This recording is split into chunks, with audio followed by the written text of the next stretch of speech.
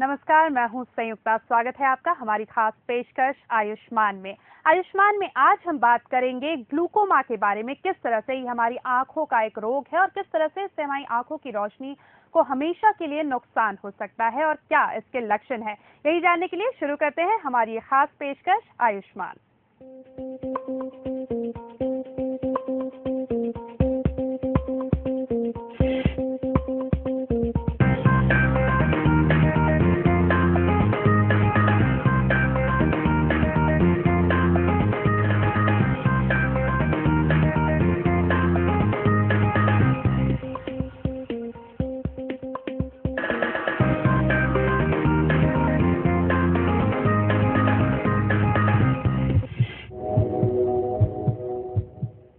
आयुष्मान में आज हम बात करेंगे ग्लूकोमा की। ग्लूकोमा पर बात करने के लिए स्टूडियो में हमारे साथ मौजूद रहेंगे वास्तु आई केयर के डॉक्टर अमित सोलंकी। डॉक्टर अमित सोलंकी, सबसे पहले आपसे जानना चाहेंगे ग्लूकोमा है क्या, इसे आप कैसे डिफाइन करते हैं?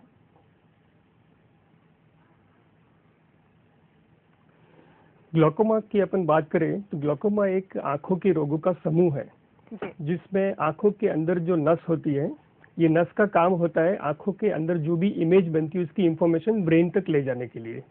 तो इस नस के ऊपर उसका डैमेज होता है। ज्यादातर केस में आंखों का प्रेशर, जो आंखों का दबाव बढ़ता है, वो बढ़ने की वजह से ही आंखों की नस जो होती है वो डैमेज होती है, उसी को ग्लूकोमा बोलते हैं। लेकिन बहुत सारे केस ऐसे भी होते हैं जिसमें प्रेशर नॉर्मल होने के बावजूद भी ये डैमेज हो सकता है। तो बेसिकली व्याख्या अपन ये दे सकते हैं कि ग्लूकोमा एक आंखों के रोगों का समूह है जिसमें आंखों की जो तंत्रिका है, जो ऑप्टिक नर्व है, उसके अंदर डैमेज होता है। जी डॉक्टर सोलंकी, ये तो आपने बताया कि ग्लूकोमा आखिर है क्या, लेकिन कितने प्रकार के ग्लूकोमा होते हैं, इसके बारे में आपसे जानकारी चाहेंगे। ग्लूकोमा बेसिकली दो प्रकार के होते हैं। एक होता है ओपन एंगल ग्लूकोमा और दूसरा होता है क्लोज एंगल ग्लूकोमा।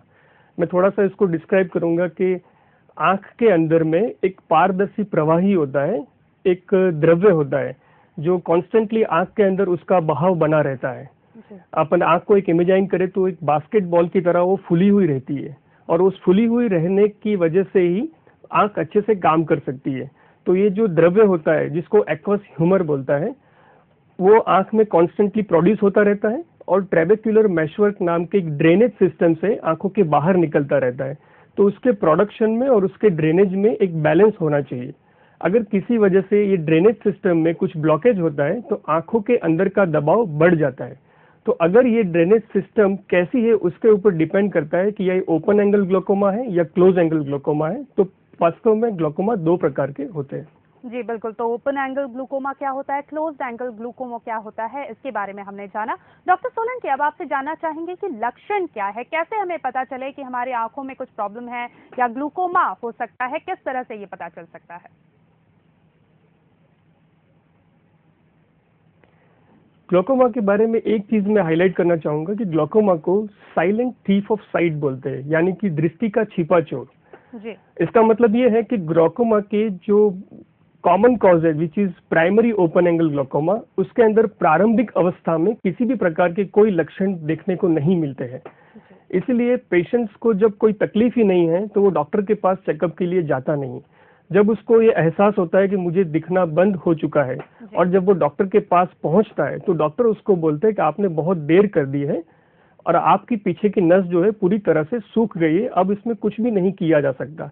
मतलब किसी भी प्रकार के लक्षण की अभाव से पेशेंट जो है धीरे धीरे ही ग्लोकोमा की वजह से अपनी रोशनी गंवा चुकता है और इसीलिए इसको दृष्टि का छिपा चोर बोलते हैं। जी बिल्कुल, तो ये है दूसरा जो प्रकार है क्लोज एंगल ग्लोकोमा, उसमें पेशेंट्स को जरूर ही आपातकालीन परिस्थिति पैदा होती है। जी बिल्कुल, इस वक्त उज्जैन से हमारे साथ एक दर्शक जुड़ गए हैं, रमेश हमारे साथ जुड़ गए हैं। रमेश, बहुत बहुत स्वागत है आपका आयुष्मान में। क्या प्रश्न है आपका डॉक्टर सोलंकी से?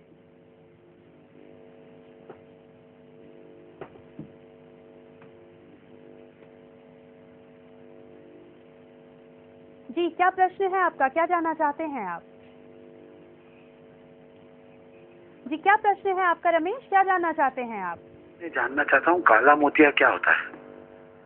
जी बिल्कुल, तो काला मोतिया के बारे में जानना चाहते हैं डॉक्टर सोलंकी। क्या होता है आखिर काला मोतिया?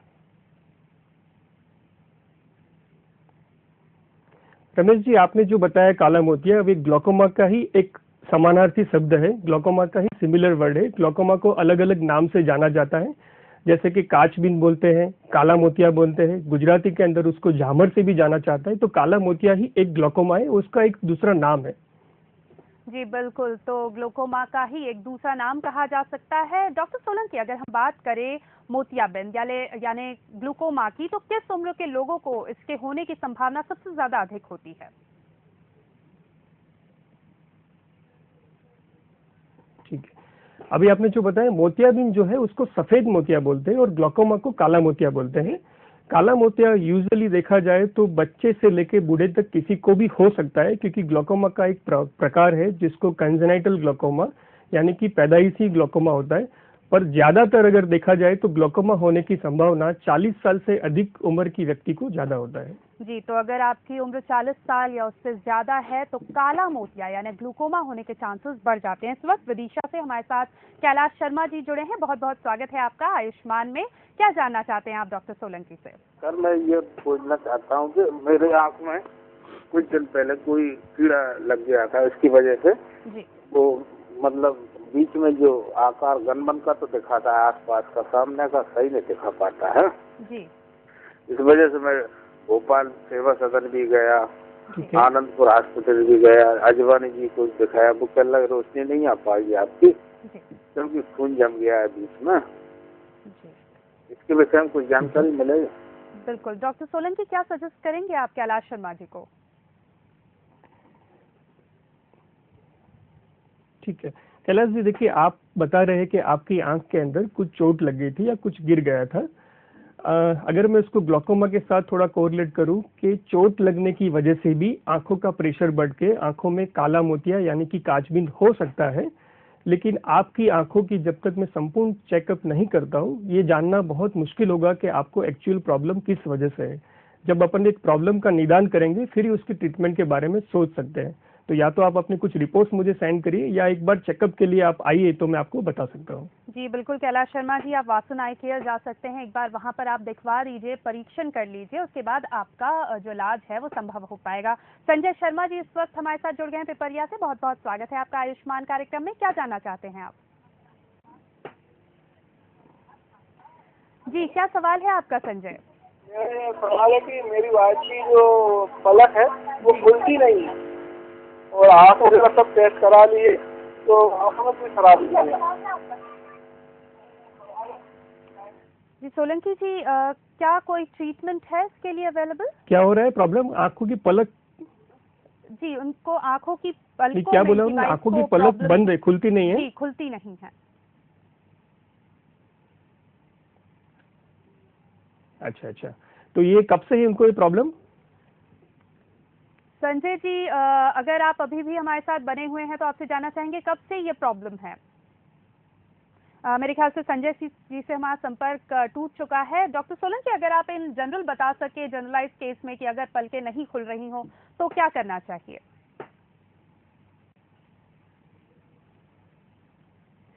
नॉर्मली ये जो चीज है वो देखने को मिलती है पैदा होते ही। जैसे रिसेंटली हमारे पास एक 2 दिन की बच्ची आई थी, डॉक्टर प्रतीक महाजन जो हमारे रेटिना स्पेशलिस्ट है, उन्होंने उस बच्ची को देखा था। उनकी दोनों ही आंखों की पलकें एक दूसरे से चिपकी हुई थी। नॉर्मली लास्ट मंथ मतलब लास्ट वीक ऑफ प्रेगनेंसी के दरमियान ये पलके और जैसे बर्थ होता है वो पूरी तरह से खुल जाती है, लेकिन ये एक दूसरे से चमड़ी चिपकी हुई थी, जैसे अपनी आईलेसिस बनी है उस तरह से वहाँ चिपकी हुई थी। तो उसको एक छोटा सा माइनर ऑपरेशन करके बीच में से उसको काटना पड़ता है और ये नॉर्मली ओपन हो जाती है, लेकिन ये बचपन में ही देखने को मिल रही है। संजय जी का जो क्वेश्चन था कि उनकी वाइफ की, तो वो देखना पड़ेगा कि किसी चोट की वजह से चिपकी है या क्या हुआ है। नॉर्मली उसको एक प्लास्टिक सर्जरी करके उसको ओपन किया जा सकता है। जी बिल्कुल, तो सबसे पहले उन्हें डॉक्टर से कंसल्ट करना पड़ेगा इस वक्त। तो जैन से नीलेश दुबे जी हमारे साथ जुड़ गए हैं, बहुत बहुत स्वागत है नीलेश जी आपका आयुष्मान में। क्या जानना चाहते हैं आप डॉक्टर सोलंकी से? जी मैडम, मेरे फादर इन लो को ये तकलीफ है, उनको डॉक्टर को दिखाया था जी, तो उन्हें काला बीन बताया था। जी, तो जी मैं ये पूछना चाह रहा था कि वो पूरी तरीके से ठीक हो पाएगा जी? बिल्कुल, डॉक्टर सोलंकी जानना चाहते हैं कि क्या काला बिन पूरी तरह से ठीक हो सकता है या नहीं? पहले तो मैं आपको धन्यवाद दूंगा कि बहुत ही अच्छा क्वेश्चन है जो आपने एक पब्लिक अवेयरनेस के लिए आपने पूछा है। अक्सर लोग ये पूछते हैं कि काचबीन या ग्लोकोमा को क्या पूरी तरह से क्योर किया जा सकता है। काचबीन जो है वो एक उच्च रक्तचाप जो अपन बोलते हैं हाई ब्लड प्रेशर या डायबिटीज की तरह है, जिसको पूरी तरह से क्योर नहीं किया जा सकता, उसको दवाई से या ऑपरेशन से कंट्रोल में लाया जा सकता है। जिस तरह से किसी को डायबिटीज है तो उसके शुगर लेवल को कंट्रोल करने के लिए उसको दवाइयाँ या इंजेक्शन देके उसको कंट्रोल किया जा सकता है, ना ही कि किसी ऑपरेशन से उसको हटाया जा सकता है। ठीक उसी तरह काचबीन जो है उसको क्योर नहीं किया जा सकता, लेकिन दवाई से, लेजर से या ऑपरेशन से उसको कंट्रोल जरूर किया जा सकता है। इसलिए बोलते हैं कि जितना अर्ली डायग्नोसिस, आप जितने प्रारंभिक अवस्था में उसका निदान कराते हो तो ट्रीटमेंट कर सकते हो। जी बिल्कुल, जितनी जल्दी पता चल जाएगा, जितनी जल्दी आप ट्रीटमेंट करा पाएंगे, उतना ज्यादा फायदा आपको मिल सकता है। डॉक्टर सोलंकी आपसे जानना चाहेंगे, डायबिटीज का आपने जिक्र किया, ऐसा कहा जाता है जो डायबिटिक पेशेंट्स हैं उनको ग्लूकोमा होने के चांसेस बढ़ जाते हैं, क्या ये बात सही है? हाँ, ये बिल्कुल सही है ये बात। जैसे कि मैंने आपको बताया था कि ग्लोकोमा के कोई लक्षण नहीं है जब तक पेशेंट को पता चलता है ग्लोकोमा अपना काम कर चुका होता है। इसीलिए पेशेंट्स पूछते हैं कि जब तो कौन से लोगों को ग्लोकोमा होने की संभावना ज्यादा होती है। मैं यहाँ आपको 5-6 रिस्क फैक्टर बताऊंगा। अगर आप में से कोई भी इस ग्रुप के अंदर आते हैं तो अपना 1 साल में एक बार आंखों का चेकअप करवाइए और जानिए कि आपको ग्लोकोमा है या नहीं। उसमें सबसे पहले है, अगर आपको डायबिटीज है तो आपको ग्लोकोमा होने की संभावना ज्यादा है। अगर आपको ब्लड प्रेशर की बीमारी है, माइग्रेन हेडेक की बीमारी है, अगर आपकी परिवार में कोई पूर्व इतिहास है ग्लोकोमा का, अगर आपके ब्लड रिलेशन में किसी को भी ग्लोकोमा है तो आपको भी हो सकता है। अगर आपकी उम्र 40 साल से ज्यादा है, आपने स्टीरॉइड्स का उपयोग किसी भी फॉर्म में किया हुआ है, या आपके आंख में कोई पुरानी चोट लगी है, अगर आप इनमें से किसी भी अवस्था में आते हैं तो आप प्लीज अपना चेकअप करवाइए, आपको ग्लोकोमा होने की संभावना ज्यादा है। जी बिल्कुल, तो दर्शकों ये जो कैटेगरीज डॉक्टर सोलंकी ने बताई, इनमें अगर आप कॉल करते हैं कोई किसी भी कैटेगरी में तो जल्द से जल्द आंखों का ट्रीटमेंट करवा लीजिए, चेकअप करवा लीजिए, ये आपके लिए बहुत जरूरी है। सीहोर से हमारे साथ इस वक्त संजय सोनी जी जुड़ गए हैं, बहुत बहुत स्वागत है आपका आयुष्मान कार्यक्रम में। संजय, क्या सवाल है आपका?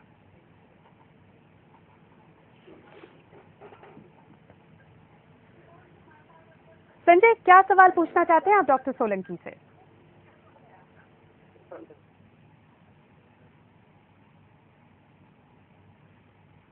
संजय, अगर आप तक हमारी आवाज पहुंच रही है तो अपना सवाल पूछिए। अभी 8 साल की एज है उसकी जी। उसको आंखों में जो पुतली होती है ना उसके साइड में पूरा लाल रहता है।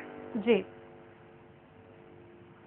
डॉक्टर सोलंकी, इनके बच्चे के 8 साल की उम्र है और आंखों के पुतली के आसपास पूरे समय लाल बना हुआ रहता है, लालिमा रहती है, क्या करेंगे? ठीक है, मुझे ये बताइए कि क्या इनको ये धूप से, धूल से, इस चीजों से कोई एलर्जी की प्रॉब्लम है क्या? अभी उनसे हमारा संपर्क टूट गया है, लेकिन इन जनरल एक बार फिर अगर आप बता सके कि किन कारणों से ऐसा हो सकता है तो शायद संजय जी देख पाएंगे कि उनके बच्चे को किस वजह से ये हो पा रही है प्रॉब्लम।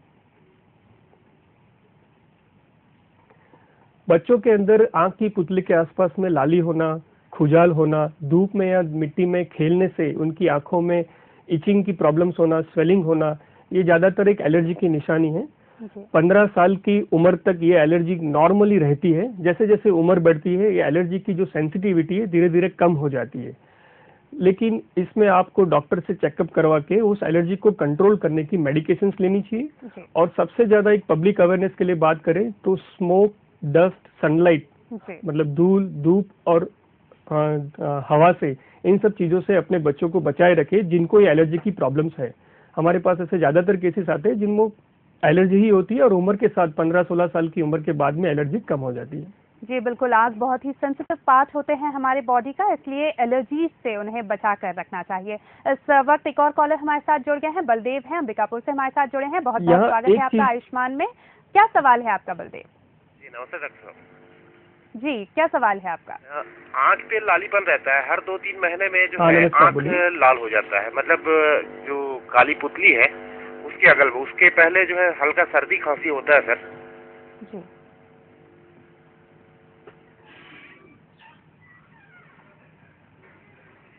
हाँ, देखिए मैंने जैसे अभी अगला सवाल था उसी तरह से आपको भी एक एलर्जी की प्रॉब्लम होगी। आप सबसे पहले अपने आई डॉक्टर से चेकअप करवा के देखिए कि सिर्फ ये एलर्जी की वजह से ही, क्योंकि बहुत सारी आंखों की ऐसी बीमारियां हैं जिसमें लालपन होना ये एक कॉमन सिम्टम्स, कॉमन लक्षण होता है। तो किस वजह से लालपन आपकी आंखों में हो रहा है उसको पहले निदान करके फिर उसका ट्रीटमेंट करना होगा। एक चीज जरूर बनाऊंगा कि नॉर्मली ये प्रॉब्लम्स जितने ही लोग 2 व्हीलर्स पे ड्राइव करते हैं या मार्केटिंग की जॉब में होते हैं उनको ये प्रॉब्लम्स होती है और वो नॉर्मली मेडिकल स्टोर से स्टीरॉइड्स की दवाइयां लेके आंख में डालते रहते हैं। कृपया ये चीज नहीं करें, अपने डॉक्टर से चेकअप करवा ही फिर दवाई उसका इस्तेमाल करें, क्योंकि ये स्टीरॉइड्स यूज करने से लॉन्ग टर्म में आपको सफेद मोतिया एवं काला मोतिया दोनों ही हो सकता है। ये उसकी एक साइड इफेक्ट्स है। जी बिल्कुल, और इस वक्त नरसिंहगढ़ से हमारे साथ जुड़ गए हैं घनश्याम। बहुत बहुत स्वागत है आपका आयुष्मान कार्यक्रम में। क्या जानना चाहते हैं आप? सर आंखों में रंग पंचमी के दिन जी पानी की फटकार लगी थी जी, रात का थोड़ा सा दर्द हो रहा है। तो ठीक है, हेलो, तो आपने कोई इलाज करवाया था उसके लिए? नहीं अभी नहीं करवाया सर। हाँ, आपने कोई इलाज करवाया था उसके लिए? हाँ सर, ड्राप डलवाया था। तुरंत ही आपने आंखें के डॉक्टर को दिखा के उसका इलाज करवाइए। कि मैं यही बार बार आपको बोल रहा हूँ कि किसी भी प्रकार का ड्रॉप अपनी मर्जी से बाहर से खरीद के नहीं डालिए। हर एक मेडिसिन की कुछ ना कुछ साइड इफेक्ट्स होती है। अगर आंख में कुछ भी गिरा है और आंख में दर्द या लालपन हो रहा है तो अपने डॉक्टर से संपर्क करके फिर उनकी सलाह अनुसार ही ड्रॉप्स का सेवन करें। जी बिल्कुल, क्योंकि आँख बहुत ही सेंसिटिव पार्ट है हमारी बॉडी का, इसलिए डॉक्टर को तुरंत दिखाएं, खुद से कोई मेडिकेशन ना करें। एक और सवाल आपसे जानना चाहेंगे, चूंकि हम काला मोतिया की बात कर रहे हैं। डॉक्टर सोलंकी, आपने कहा 40 साल से ज्यादा की अगर उम्र है तो हमें सतर्क हो जाना चाहिए, हर साल में एक बार जो है टेस्ट करवा लेने चाहिए, आंखों का परीक्षण करवा लेना चाहिए। लेकिन क्या युवा अवस्था में भी ये हो सकता है? जी हाँ बिल्कुल, जैसे मैंने बताया कि मैंने जो कैटेगरीज बताई है, अगर इसमें से आप फॉल हो रहे हो, जिसमें 40 साल की उम्र तो एकमात्र कैटेगरी, बाकी की जो कैटेगरी अगर आप फॉल हो रहे हो, जैसे कि चोट लगी है, स्टीरॉइड्स का यूज किया हुआ है, यंग एज में डायबिटीज है, आपके परिवार में किसी को ग्लोकोमा है, तो यंग एज के अंदर भी, युवा अवस्था में भी ये काचबीन या काला मोतिया आपको हो सकता है। जी बिल्कुल, और इस वक्त सीहोर से जगजीवन गुप्ता जी हमारे साथ जुड़ गए हैं। बहुत बहुत स्वागत है आपका हमारे इस कार्यक्रम में। क्या जानना चाहते हैं आप गुप्ता जी? मेरे को क्या है, रेटिनोटिक पिगमेंटल बीमारी है जी। इसमें आंखों की ज्योति दिन से दिन कम होती जा रही है, इसका कोई इलाज है क्या आपके? डॉक्टर सोलंकी, क्या सजेस्ट करेंगे आप इनको? ठीक है, आपने रेटिनाइटिस पिगमेंटोसा बोला ना? जी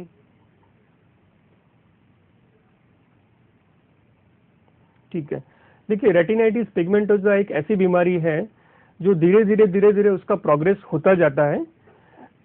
आज की तारीख में अगर अपन देखा जाए तो एलोपैथी में इसका रिसर्च चालू रहता है। हम आपको कुछ एंटीऑक्सीडेंट्स दवाई दे सकते हैं जिससे उसका प्रोग्रेस कुछ हद तक रोका जा सकता है, लेकिन उसकी ऐसा कोई क्योर ट्रीटमेंट अभी तक नहीं है।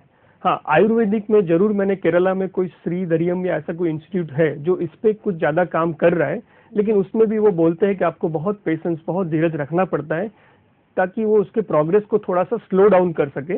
लेकिन इसमें आपको कॉन्स्टेंटली बस डॉक्टर के पास रेगुलर फॉलोअप में जाना है। उसको क्योर करने के लिए आज की तारीख में एलोपैथी में ऐसा कोई मेडिसिन नहीं है। जी, और इस वक्त भोपाल से एक और कॉलर हमारे साथ जुड़ गए हैं, श्याम कुमार। बहुत बहुत स्वागत है आपका आयुष्मान कार्यक्रम में। श्याम, क्या जानना चाहते हैं आप? मेरे ख्याल से श्याम से इस वक्त हमारा संपर्क टूट चुका है। डॉक्टर सोलंकी, आपसे जानना चाहेंगे मोतियाबिंद का, अगर या कहीं काला मोतिया का अगर हम इलाज करवाने जाते हैं, जांच करवाने जाते हैं, कौन कौन से परीक्षण हैं, कौन कौन से टेस्ट हैं जो सजेस्ट किए जाते हैं इसके लिए? ठीक है, काचबीन में जैसे मैंने बताया है कि सबसे पहले आपके आंख का डॉक्टर स्लिट लैंप माइक्रोस्कोप द्वारा आपकी आंखों का परीक्षण करता है। उसके बाद में आंखों का प्रेशर चेक करने के लिए टोनोमेट्री की जाती है। आंखों का जो परिघ होता है यानी कि जो विजुअल फील्ड है उसकी जांच पेरीमेट्री से करी जाती है।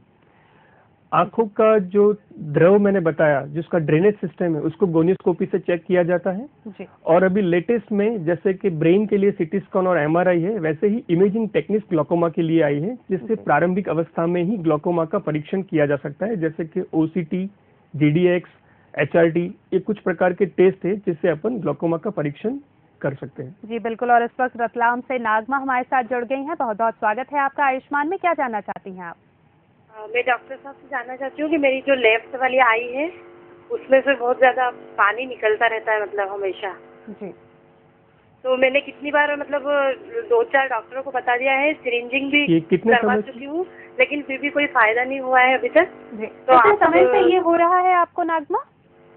ये वैसे मुझे बचपन से ही है, लेकिन ठीक भी नहीं हो पा रही है अभी तक, मतलब बचपन से ही है ये पानी आने की समस्या। जी। और अब आपकी उम्र कितनी है?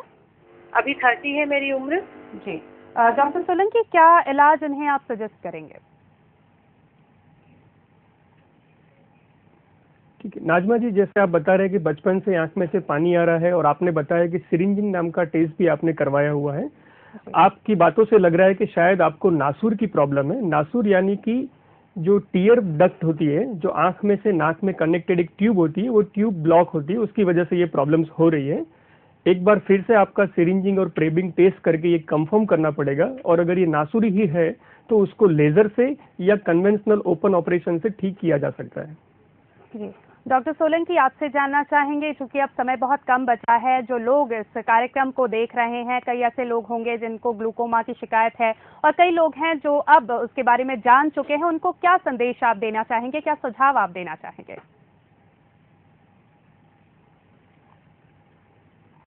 ठीक है, देखिए काचबीन, काला मोतिया या ग्लोकोमा ये दृष्टि का छुपा चोर है। It comes without warning. ये किसी भी प्रकार की अलार्मिंग साइंस आपको नहीं देता है। इसलिए मैंने ऊपर जो चीजें बताई थी, अगर आप उसमें से किसी भी कैटेगरी में आते हैं तो प्लीज आज ही अपनी आंखों की चेकअप करवाइए और नियमित रूप से हर साल में एक बार चेकअप करवाते रहिए। दूसरी चीज ये है कि ग्लोकोमा के अंदर जितने भी लोग ब्लाइंड है वो ज्यादातर इसलिए ब्लाइंड है, जिसको ग्लोकोमा है वो भी डॉक्टर की नियम अनुसार, डॉक्टर ने जिस प्रकार से आपको ट्रीटमेंट बोला है उसको ठीक से फॉलो नहीं करते, उसको बोलते हैं लैक ऑफ कॉम्प्लायंस, और उसी की वजह से दवाइयाँ और लेजर करने के बावजूद भी ग्लोकोमा की वजह से वो अपनी दृष्टि को गंवा रहे हैं।